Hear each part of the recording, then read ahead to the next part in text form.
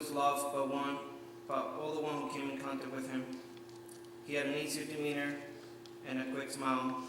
His genuine care for soldiers and humanity in general were unparalleled. He was comfortable in any situation, and his charisma made others feel comfortable as well. My heart truly goes out to the family and friends of One Command. I know you will be missed in every aspect of life. Your laugh, friendship, care and love will be carried in our hearts and mind. Thank you for all that you did, all that you were, and the legacy you leave behind.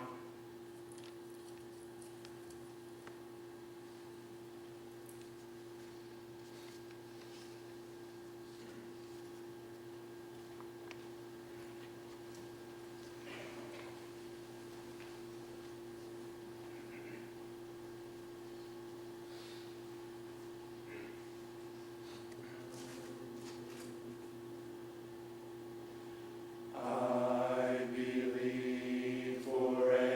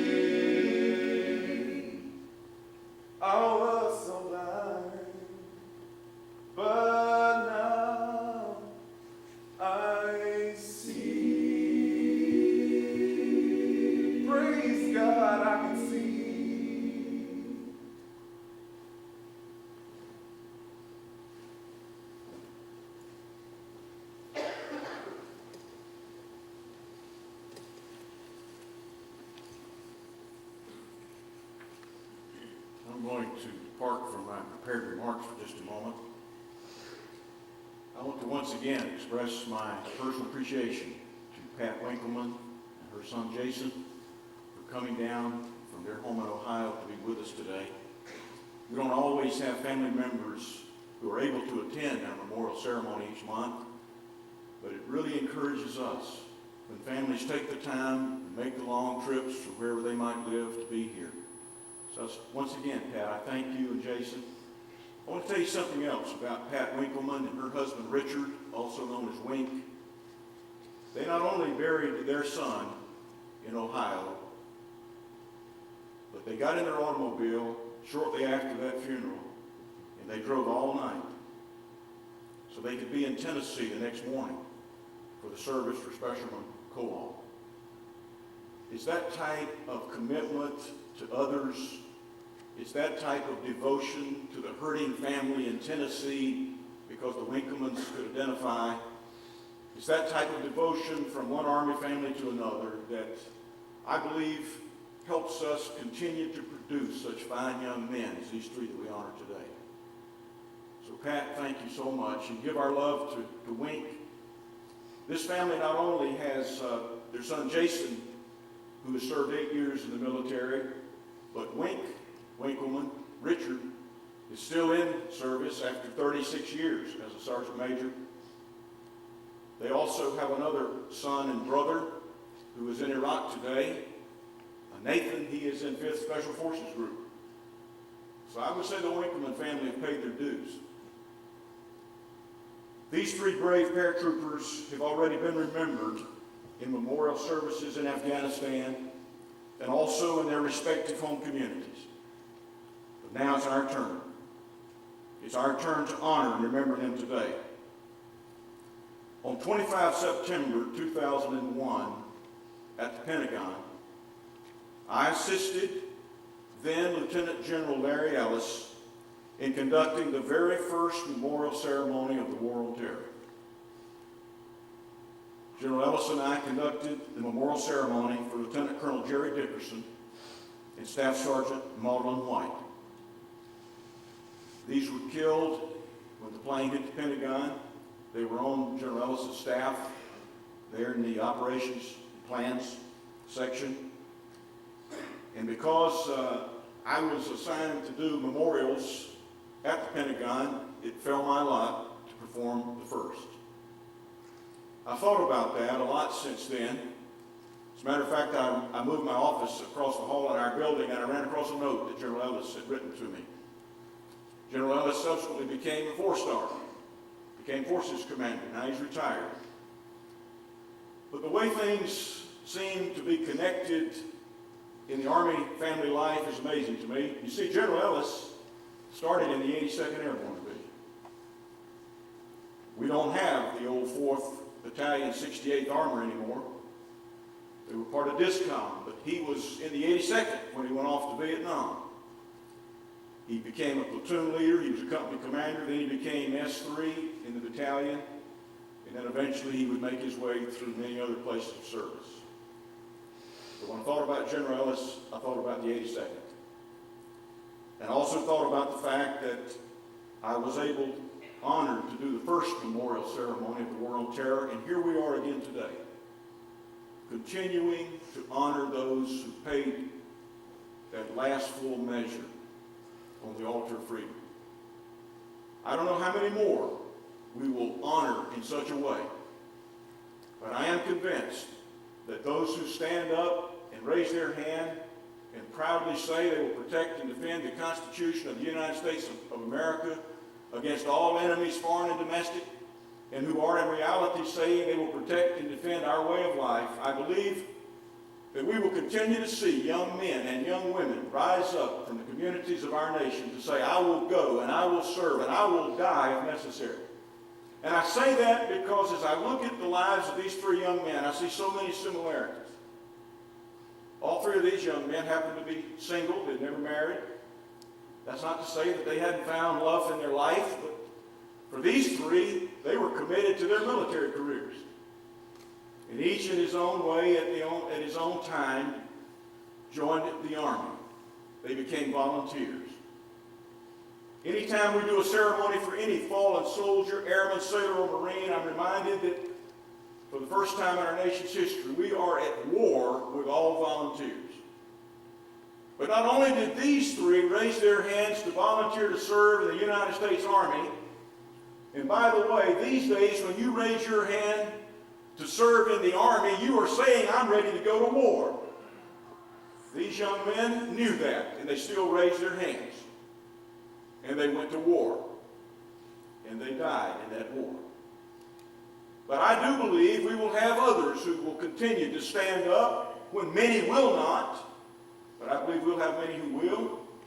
Because these young men were produced from communities that are still producing such fine young men and such fine young women who are serving today in the 82nd Airborne Division and throughout our military. You see, these three young men not only volunteered to join the Army, they had to volunteer again. They volunteered to be paratroopers.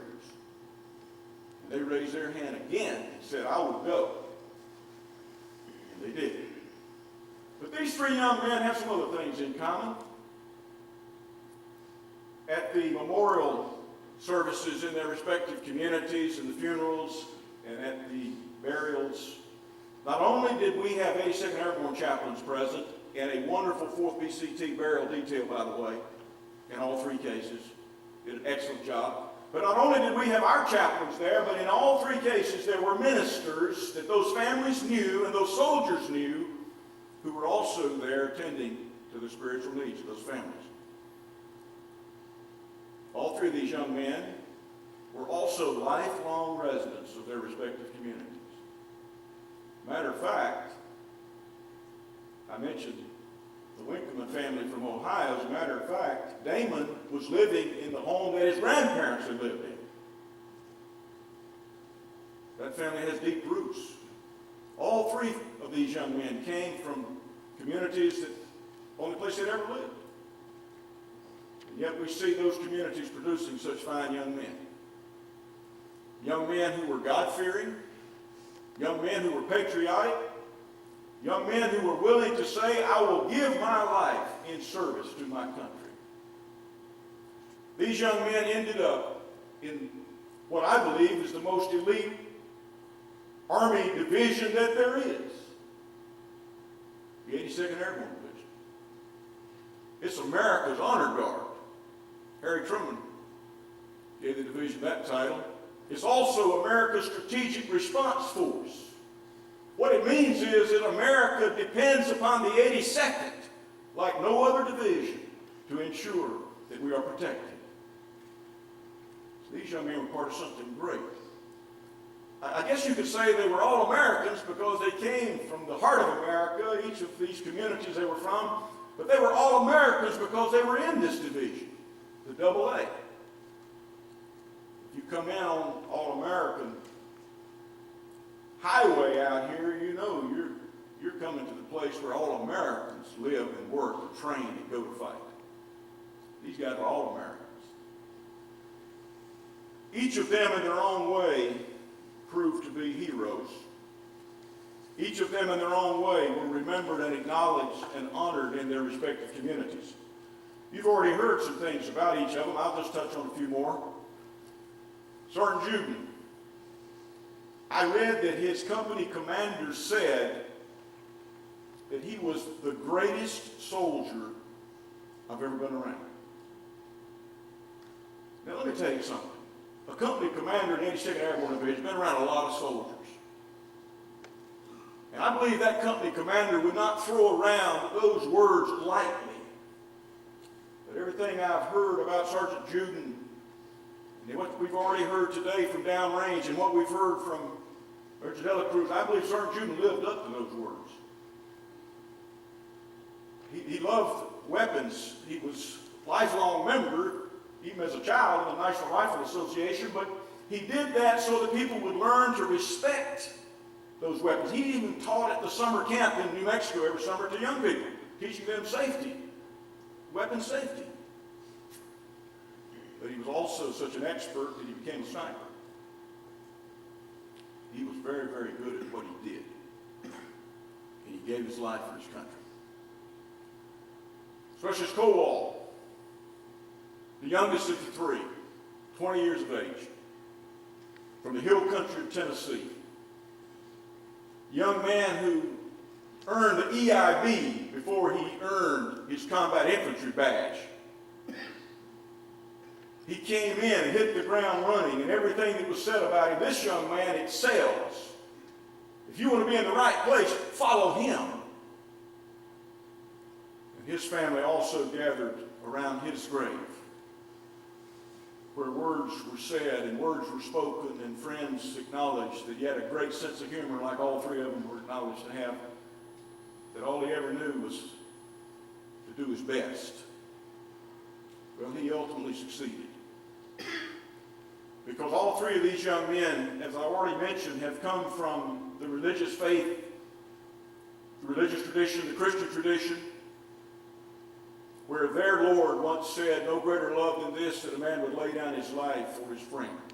So I could say Specialist COL achieved greatness, the ultimate commitment. And then Specialist Winkman. We're honored to have his family here today.